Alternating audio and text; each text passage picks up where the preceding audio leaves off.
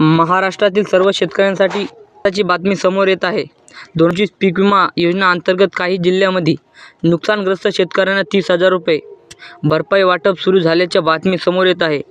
मात्र ही रक्कम सर्व शेतकऱ्यांना सरसकट दिली जात नाही, तर ती पूर्णपणे पिकांचे नुकसान आधारित आहे.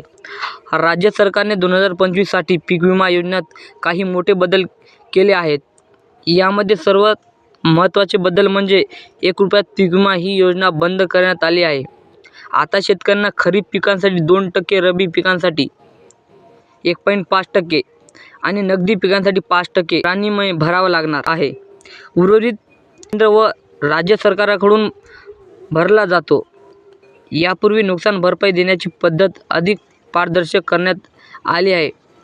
पूर्वी विविध ॲड ऑन सुविधा दिली जात होते, मात्र आता मुख्यत्वे पीक कापणी, प्रयोग, क्रॉप कटिंग यांच्या आधाराने नुकसान निश्चित केले जाते. त्यामुळे शेतकऱ्यांना मिळणारी रक्कम आधीच अचूक ठरणार आहे.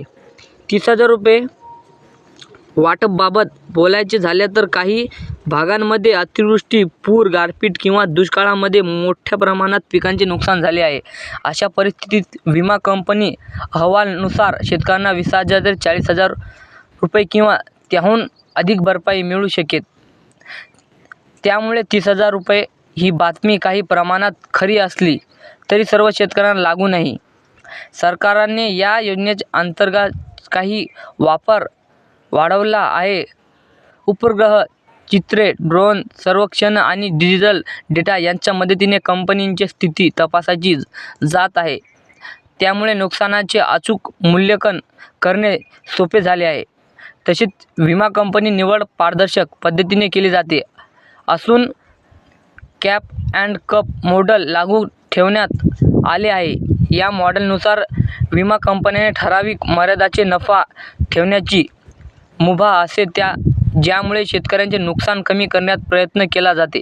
महाराष्ट्रातील अनेक जिल्ह्यांमध्ये सध्या पीक विमा रक्कम टप्प्याटप्प्याने शेतकऱ्यांच्या बँक खात्यात जमा होत आहे.